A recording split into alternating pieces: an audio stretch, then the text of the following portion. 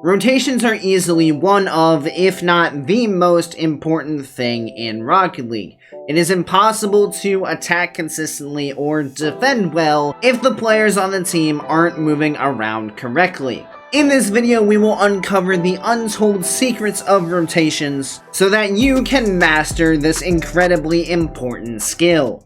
Now, if you have heard people discuss rotations before, you will undoubtedly have heard of the terms first man, second man, third man.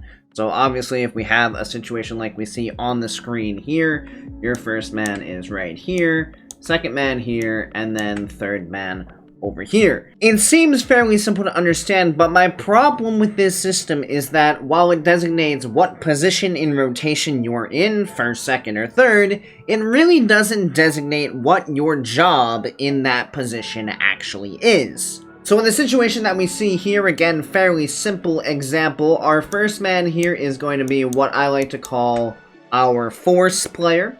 Our second man is going to be what I like to call our support player. And our third man is going to be our control player. First man here, their job is to force the player with the ball to do something.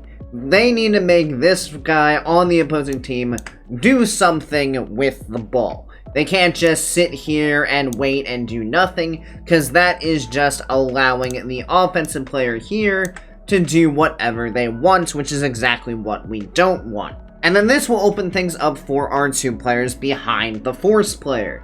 You see, the support player here, their job is to respond to whatever the outcome of this challenge is. And then the control player back here is going to be responsible for then covering said support player if another challenge comes out to make sure that everything stays safe. We don't want to make any risky decisions. We want to make sure that we hold down a solid backline so that we actually have defense at all times during a game. Now, the important thing to realize is how quickly these roles change, right? So obviously our force player here forces the ball goes past him, so now he is landing maybe somewhere over here. So now what happens is all the roles switch. Our support player has switched from supporting the initial challenge to being the next player up on the next challenge. Our control player has now become our support player for whatever challenge is about to happen next. And our initial force player is now in this control role as he's going to start rotating his way back, keeping an eye on the whole situation and making sure things remain safe. Now, the most difficult place to be in rotation is honestly in this second man spot. Reason being is because sometimes your brain has to play it as if it's a 3v3 and you know you have that support behind you, and other times you have to play it as more of a 2v2. In the current example, obviously, if this player goes for the ball, well, we know we have a player behind us, so we are okay to still challenge fairly aggressively to make a play on this ball. Where this gets a little tricky is if you go from control to support, and the new control player is not back behind you as of yet. Because in this situation here, the player that is playing our control position is incredibly out of the play and won't be getting back for a while. So if our current force player goes, the player that is playing support in this situation has to be much smarter about what they do and do not challenge. Because any wrong move in this position will get you scored on. Now, the only other really important thing about rotations is the timing in which we execute them. So force man's very easy. He's just going to go ahead and challenge the ball, so we don't really need to worry about that. Even if it's not an advantageous challenge, we want to just send ourselves for it. The only stipulation about this force player is obviously you need to make sure you have that support player behind you. Because if you don't have a support player when you go for a challenge, you're not really first man, you're more like last man back, and now you've just given up an open net. The support and control players really need to be the ones that are managing their speeds so that they're arriving back on their half when the ball is actually going to be coming to them, and they're going to be the next ones up to make a challenge. So it's just about managing this speed, making sure we're arriving where we need to be when we need to be there so we can preserve as much momentum as possible instead of getting somewhere too early, slamming on the brakes, and now we can't really make a play because we don't have any speed. So keep these roles in mind as well as the rule of momentum and timing, and we're going to go ahead and pop over to a replay and we're going to see these ideas in action. So looking at the spread of the field right now, we can see exactly kind of what we talked about. We have our force player here, our support player here, and then our control player here, rotating kind of in this semicircle right now, moving back up the field, looking at this challenge here that is about to occur between our force player and the first man on the opposing team. So now as we roll this forward, we're going to see our force player go ahead and dive in for this challenge. We know we're in the force position because we do not see any teammates anywhere on the field, and we are very clearly the first one up to challenge this ball.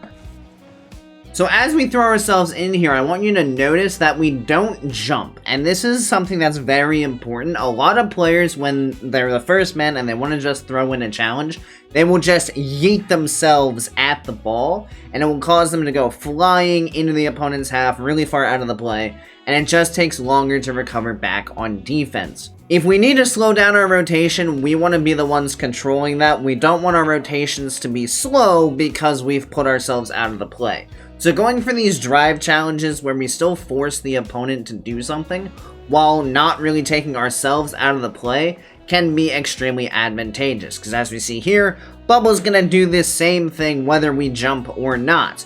So by keeping our wheels on the ground, we can just turn around and head back to defense. So there what we see was our initial force challenge. So now Bubble has slightly lost control of the ball, and now our support player, who is now quickly becoming our force player in Risiko, is now going to take his turn to dive in on this challenge, and we'll notice that because of our continuous ability to challenge, we've now forced them to totally get rid of possession of the ball. So now this means that our player who was control at the start of this whole thing in Tide, who has now become our force player, with myself becoming our support, and Risiko, who's just landed from his challenge, becoming the control. So we see Tide here, he does rush this a little bit and doesn't get the best touch, but we have a support player coming back behind him, so even if he doesn't get the best touch, he has support here ready to help him out. So we'll see that this ball pops up, and the one important thing we'll have to realize is the timing of the support player's rotation in this situation. So again, we go for this challenge, we become control, we become support. So now we need to look at the situation. Okay, we have our teammate coming across. The chances are that he's going to get a touch on this ball and probably be able to carry it back into the corner, but we know there's a threat here that could send the ball back towards the midfield. So because there is a potential threat that we want to get back to the net to be able to deal with the outcome of this challenge, we want to make sure that we rotate properly.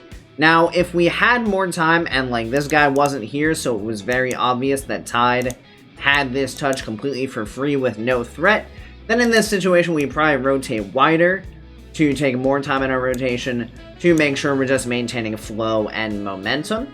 But in the instance here where we have a potential threat looming, we want to make our rotation a little bit tighter. So we start to rotate wide, we see this touch, and as this touch comes out, we're already turning. We see the one blue player is definitely not challenging this ball, so now we look at the next threat. Hey, look, there's Kratos jumping in. So now this is our cue. Okay, we have to go, but because we haven't stalled our momentum, we've arrived where we need to be when we need to be there, we can just successfully jump up to this with a lot of speed and get the block on the play. If we were sitting in the net rather flat-footed and had gotten back a little too fast, or had taken a little bit more time to get back, that would have been a free touch for Kratos, and we probably would have been in a lot more of a dangerous defensive position. So now let's look at an example from the offensive side of the ball. So in this situation, we are going up for the initial challenge here with Tide as our first man forward. Risiko has just executed a drive challenge, which is why this ball is popped up into the air like this. But if we notice, I'm rotating all the way back here, so that leaves Risiko as the support player for the upcoming challenge to be able to rotate back in on this. Of course, if you have a player voluntarily rotating all the way back into the control position, then that leaves the other two players in force and support. So Tide is going to go ahead and force this ball through. We beat out the defense, but we're forcing them to do something by going for this ball. So now the ball is floating into the midfield. Risiko, understanding that he's the next player up on this ball, is going to turn aggressively and now force Bubble into doing something as Risiko is flying in on this play. Risiko gets a potential shot off the post, unfortunate, but this buying of time with both Tide and Risiko sending in challenges has now brought myself more or less back into the play. So now, in the situation we're in, Tide went for the challenge 2 challenges ago, so he is going to be rotating to grab boost and then maintaining the support position.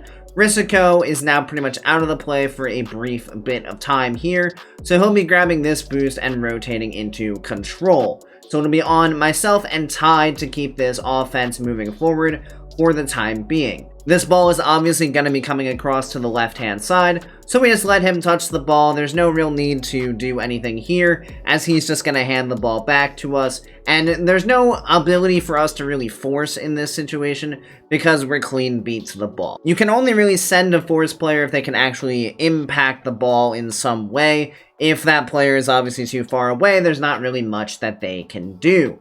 This ball is going to float over to the side. We do almost have a little bit of a hiccup in rotation between myself and Tide. Tide just not recognizing the position he's in. So this is kind of the danger that you run into if you don't recognize what spot you're in the rotation. You can have situations where double commits like this could almost happen, but luckily I do jump over him and we do get by just fine. We take the ball up the wall, and now Tide recognizing, okay, I'm second man, or rather the support player on this play. He's going to wait to see how this play transpires. Myself as force player number 1 forced Kratos on the wall to do something as I was just sitting behind the ball, and now Bubble on the backboard is going to be my next target. I can't really get anything fantastic here. Maybe I could double it into the midfield, but this angle is so difficult that it's more likely I'm just going to float after this and make Bubble a little bit scared of my presence, which is exactly what happens. Bubble has a little bit of a panicky situation here, and this ball floating out, Tide managing his momentum properly, puts himself in the spot that the ball is going to be when he needs to be here, can jump up, get this touch, and the perfect off-speed touch goes ahead and puts it over the top of the defense. But if they even had gotten a save, we can see Risiko has followed through in his rotational duties to be the support player for Tide. So if either blue players had gotten a save here, Risiko would be able to be the next player up on the challenge, with myself rotating out to this corner boost to then be able to rotate in as support player, and we'd be able to continue this rotation. So as you can see, just being able to continuously keep this cycle going is really what allows both continuous successful defense as well as very threatening successful offense. So there's really only 2 keys to successful rotation in Rocket League. Understand the role of the position you're in and time your rotation so you can maintain your momentum as much as possible. If you follow those 2 rules, your rotations will look absolutely fantastic. That'll just about do it for this lesson on rotations in Rocket League. I do hope you guys learned something from this and can take it into your own games. If you guys are interested in more Rocket League coaching and tips like this, make sure you go ahead and click that subscribe button right down below this video so you don't miss out on any future coaching content. And if you'd like to be more involved in this community, make sure you also go ahead and join my Discord linked down in the description below. So thank you everybody so much for watching. I hope you have a great rest of your day, and I'll see you next time. See you later, guys.